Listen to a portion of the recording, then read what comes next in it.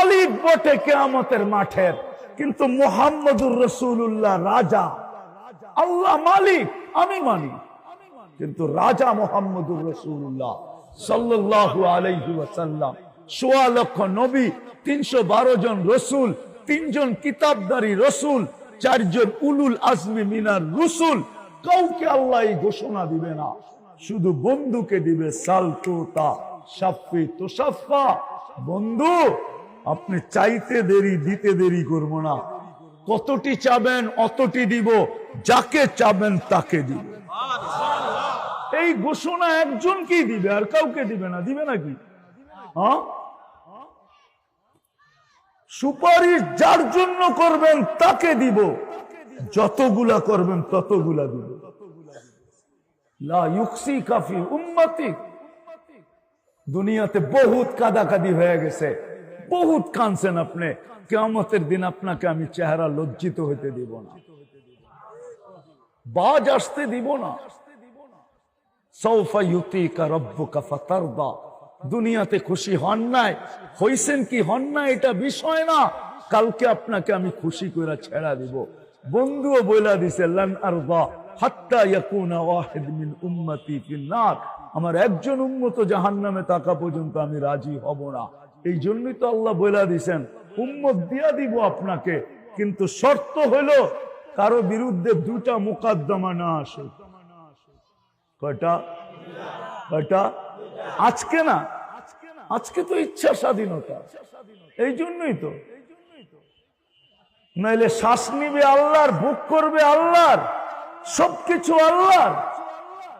আমি আপনাদেরকে ডাক্তারি পড়াইতে আসি নাই, কোন ইউনিভার্সিটি হইলে পড়াইতাম, কোন মেডিকেল কলেজ হইলে ওরে পড়াইতাম যে তোর কিতাবে কি লেখা আছে আমি কি বলি শুন।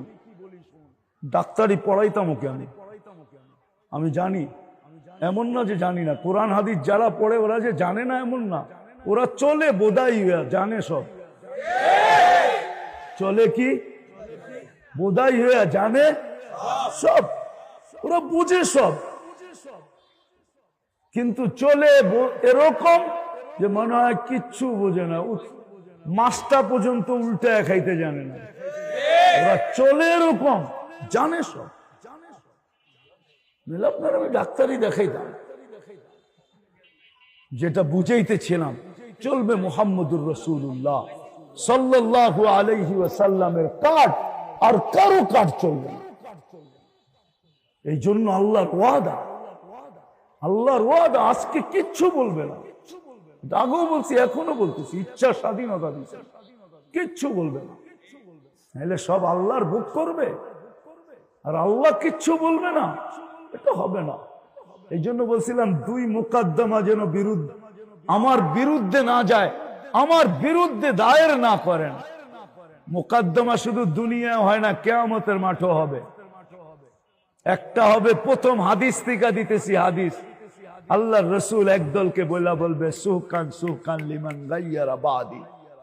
যাদের জন্য আমি দুনিয়াতে চোখের পানি ঝরায় আসছি, আরশে যে আপনাকে বলে না, আরশে যে বলে না। কিছু পর্ব আসে, কিছু পর্ব দুনিয়াতে আসে, ওইখানে যাওয়ার পরে শুধু নিজেরটাই মনে থাকে, আর কিচ্ছু মনে থাকে না। আমি আঙ্গুল দিয়ে দেখাইলাম না, আল্লাহর রাসূল যখন মেরাজে চলে গেছেন, আপনাকে বুঝানো যাবে না ওই জগৎ কি। ওই জগৎ বুঝার মতো আমাদের এখানে পার্স খুব কম আছে, কম। ওই জগৎ উলামাই বুঝতে পারে যে আরশের জগৎটা কেমন নূরের জগৎ। মুসা আলাইহিস সালামকে 70,000 পর্দার এই পার থেকে আল্লাহ নিজেকে দেখাইতে চাইছেন, মুসা আলাইহিস সালাম সইতে পারে নাই। 40 দিন বেহুশের মতো ছিলেন, আর বন্ধু এরকম পাশে বসা, আরশে পাশে বসা। আল্লাহ বন্ধুকে দেখে সালাম দিছেন, আসসালামু আলাইকা আইয়ুহান নাবিয়্যু ওয়া রাহমাতুল্লাহি ওয়া বারাকাতুহু। আল্লাহ সালাম দিছেন, কিন্তু বন্ধুর মনে ওই সময় নিজের পরিবারের কথা আসে নাই, ফ্যামিলির কথা আসে নাই, হাসানের কথা আসে নাই, হুসাইনের কথা আসে নাই, আলীর কথা আসে নাই, ফাতেমার কথা আসে নাই, কিন্তু মনে উঠছে উম্মতের কথা, বলছে আমাকে তো সালাম দিলেন, আমার উম্মত। আমার মনের ধারণা বলে যে আল্লাহ মনে হয় ভাবছেন লোকটা তো আজীব, এরকম কাছে বইয়া এই নূরের জগতে হারায় যাওয়ার কথা ছিল, সব বলছে বটে কিন্তু উম্মত বলে নাই। শুধু শুধু তো কোরআনে বলে নাই হারিসুম বিল মুমিনিনা রাউফুর রহিম, এরপরেই মনে হয় এই আয়াত আসছে হারিসুম বিল মুমিনিনা রাউফুর রহিম, যে লোকটা তো আজীব, আরো সে আমার পাশে বসা, এ তো খুশিতে হারায় যাওয়ার কথা, সবকিছু ভুলে যাওয়ার কথা, আমি যে সালাম দিছি এটাও তো ভুলে যাওয়ার কথা।